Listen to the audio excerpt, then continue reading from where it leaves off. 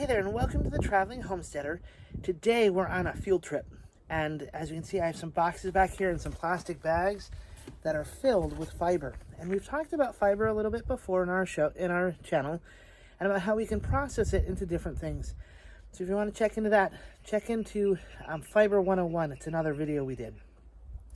But today, this is maybe Fiber 125. It's a little bit more. Today, we're going to go to a fiber mill in Lebanon, Oregon, and it's the Roger Family Farms, and they do this cool processing of fibers that people bring to them. So they take it from the raw form, wash it, dry it, card it, and even spin it into yarn, or leave it to a point where you can spin it yourself if you want to, like I do sometimes. But from there, we can also make other products. And so that's my end goal, is to be able to make some different products of alpaca and Romney fleeces that I happen to have right now.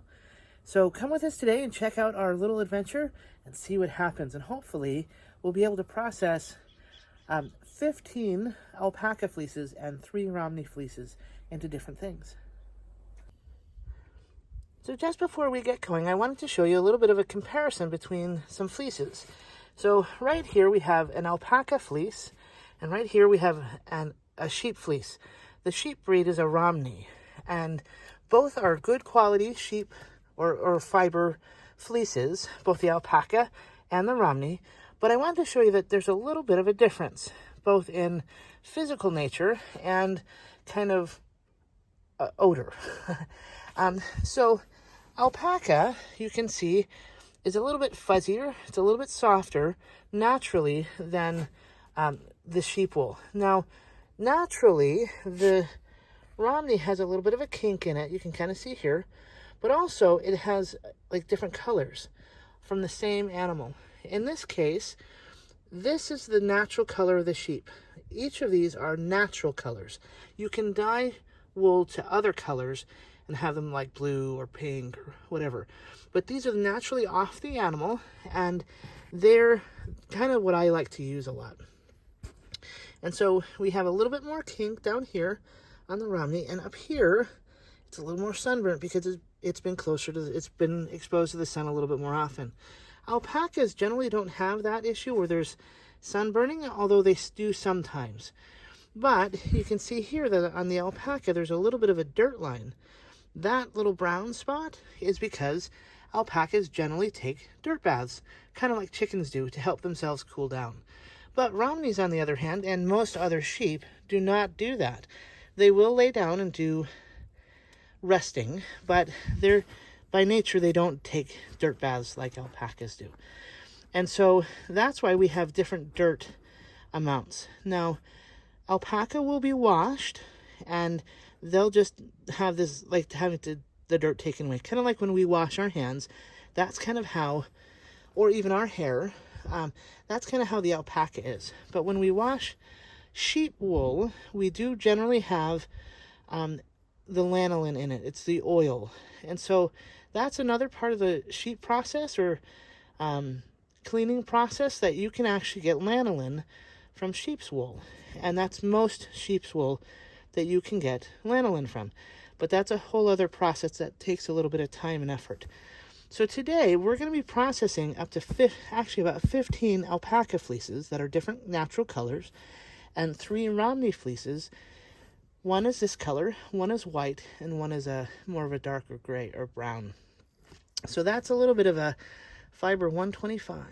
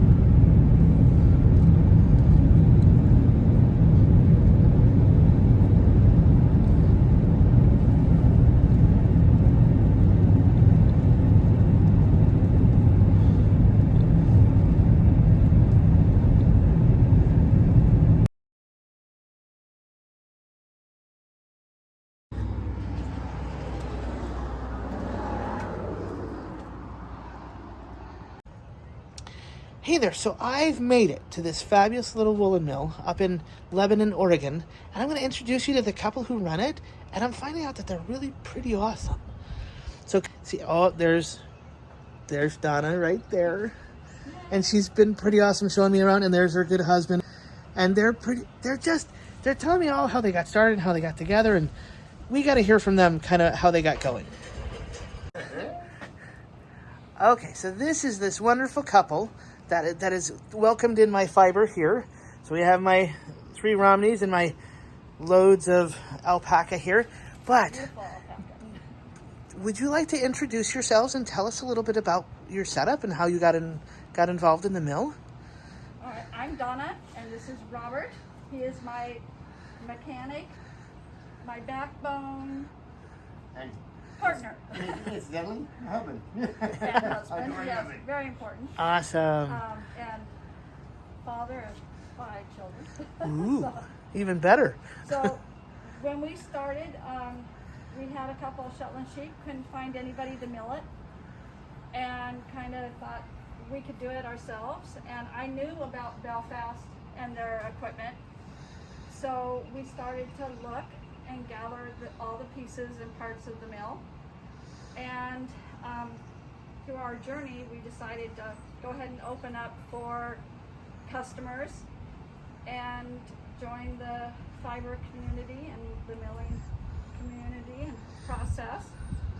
And that's how we get to meet wonderful people like you. And Awesome. And so how long have you guys had your shop open? Since 2017. Awesome. 2017. That's pretty awesome. So you just enough time to get in trouble then, huh? Yeah, pretty much. Go to a few shows and then have, crazy. But here we are. Yeah. Awesome. And so do you just welcome people to your shop, or do you go out and go to different events? well, we go to fiber festivals. I always say if you need me, you know me. Because if you go to Black Sheep Gathering or Oregon Flock and Fiber, we're there, and get me on my rant about my lovely Shetland sheep and let everybody feel the fiber. And we take in fiber at shows and drop off fiber to customers at shows. And that's kind of what like your setup is here. And like I see some fleeces behind you that may be either coming or going. These are coming, going to be picked and blended for customers. And then like everything that comes through, it kind of flows like a river, and hopefully it doesn't jam up too much at one end. Awesome. So from where I've dropped off my fleeces here, where is you have brought me to my paperwork here that I get to finish filling out. And then this is your scale here, right? Yep. So that's where kind of everything starts. But then once it's all there, what is your next step?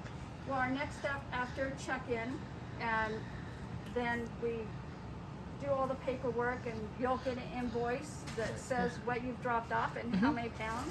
And one thing you can see is that the paperwork that you fill out rides with its fleece all the way through the process. That's awesome. So it'll get stored this way, and then it'll come out for wash. I'll bring it in. That's what those racks are staged for washing. Yeah. I will run it through our big Belfast washer or our little washer. So that's that nice big tank over there, right? Yeah. So Sweet. It has 3 compartments, and it'll wash up to about 15 to 16 pounds pretty easily. However, it still takes about 5 hours of cycling to get us where we're going to go on that. So you just took some out of there, right? I Just did. a little bit ago? So Yeah. the BFL cross, we just put on those racks to dry. Awesome. When it's dry, Yeah. I will then put it in buckets or bags and run it through this picker. Sweet. And it'll open it up. Right now you can see these are hard little, actually silly locks. So when you say open up, it's almost like it's being combed, huh? Like It's kind of teased. fluffed? It's teeth, but it's pretty much just is being fluffed. Okay, cool. So it'll go from there to the here. I will probably run this one more time. That's kind of fun. And then it will go either to the separator or the carver Okay. In this case, it probably is all going to the separator because this is going to yarn. Ah, and that's in your other building, right? Yes, it is. Sweet. So it'll leave here and go over there. And we'll go over there in just a second. So now we're in the other building for the rest of the processing. So when we go from that building into this building, what's the next step that you start here? Here, Yeah. if it needs to be, the vegetation needs to be removed from it, or the guard hairs, heavy debris, it would go to the separator. Okay. This is also nicknamed the dehairer or devegger. Now, And- veg doesn't mean you're dropping tomatoes, right? Right, no, not gardening. Actually, you want to get away from that part. So, and then this machine will only run 1 pound an hour. So kind of slow goings. It is very slow. And then once it's finished here, like with Pagora goat, it would stop here. Okay. It gets scoured, separated the guard hair, and then it goes back to the customer as a cloud. Okay. And if it's going to go on for more processing, then it's the carder.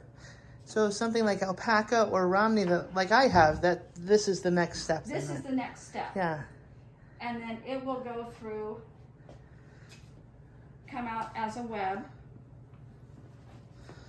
and then travel through, I don't know if you can get a good picture of there's a plate with a hole in it called the diz, Okay. and then it runs through a tube which is called a false twist.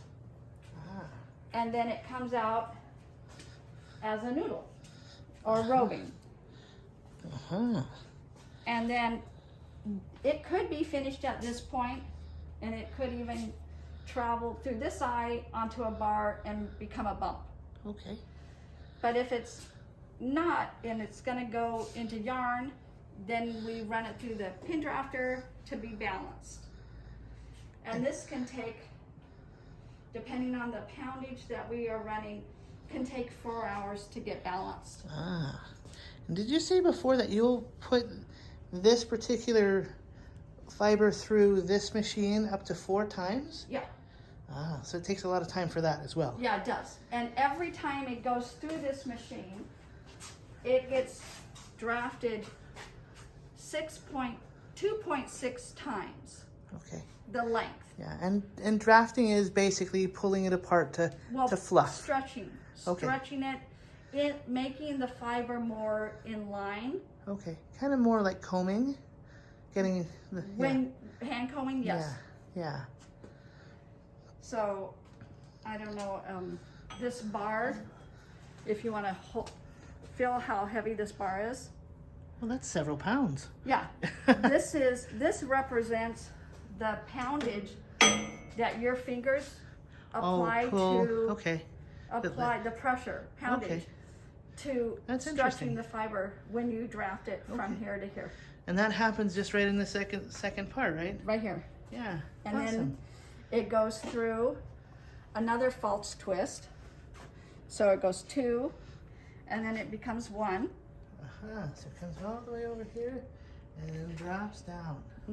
And then we'll take it and match it back up and run through. its partner through another time. Awesome. And then once it gets fully drawn through that machine, does it come here? No, this is skeining off. Okay. To make skeins. We would take it here to the spinner plier. Okay. So it's set right now to spin. So a single strand spun. And then after, these would come up, travel through these channels, and get twisted the other direction for plying. Yeah, so spinning is getting the wool together in one line, and that's one direction, and then plying is putting it together in the two opposite. forms in the opposite direction, right? And you could do as many as you want.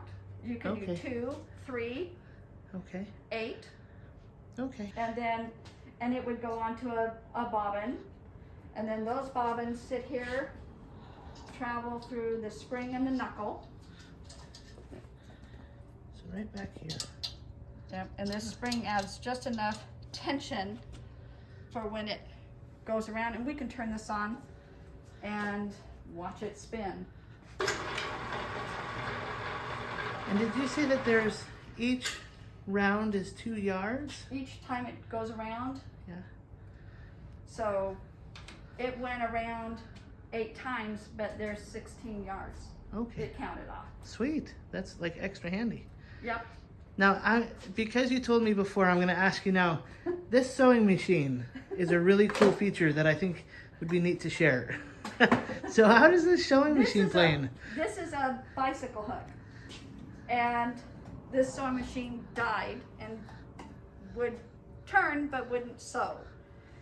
And so what we do is we take a skein off of here and we put it to here, and it's a skein, and then this turns. Oh, to twist the skein? To twist the skein, we fold it on itself, and that's then we have Awesome. That's pretty cool. Yeah. So it saves my shoulder. Definite workplace safety. Yeah. So when you think of this type of mill, if I understand right, you're the last and or only in the state of Oregon that is a cottage industry mill? Yeah, we are a cottage industry. We are light industrial. Yeah. And from what I am understanding, we're the only mill in Oregon that is taking customers at this time. And why do you think there are so few right now? There's a lot of reasons. It is not glamorous. Yeah. It's long hours. Mm-hmm. It's cold in the winter, hot in the summer, and a lot of it has to do with expectations of customers. Yeah. And just doing it after you've already had a job and you're retired, but you're not ready to stop producing. Yeah. And a lot of people get into it as retired. Okay. And so what keeps you going? What keeps you wanting to stay with this and kind of enjoying it while you're doing it? I love raw fiber. I like the smell of raw fiber. I like the barn. I like to see it come in as raw in bags. Yeah. And the customer saying, I'm not sure if it's even worth it. Yeah. And I can right away see, oh no, it's worth $8 an ounce. Sweet. So that's what keeps me going is I get to play with a lot of different fibers. We only raise Shetland, but I get to play with Romney, Alpaca, and Hog Island. Gosh, there's so many breeds of sheep, and then alpaca and llama, and then Pagora goats, Angora goats. Yeah. So I get to play. Yeah. So do you find? So it sounds like you find that the satisfactions well outweighs the other things. The cold and the smelly and the and the poop. Awesome. Absolutely. For me, it does. Awesome. For me, it does. Cool. Well, thank you so much for this great tour, and I appreciate you coming to help us out. And so the three of us, that's my mom, by the way, are going to say thank you for coming and checking us out on The Traveling Homesteader. And if you have any questions, comments, or concerns, put your questions down below, and I'll get back to this nice lady if you land anything with her. Contact me. And I'll put her information here too, so you can contact her directly. She's full of cool stuff. She's got great wisdom. So if you have any questions, comments, or concerns, put them down below. And remember to hit the subscribe button and keep following us for new and different things.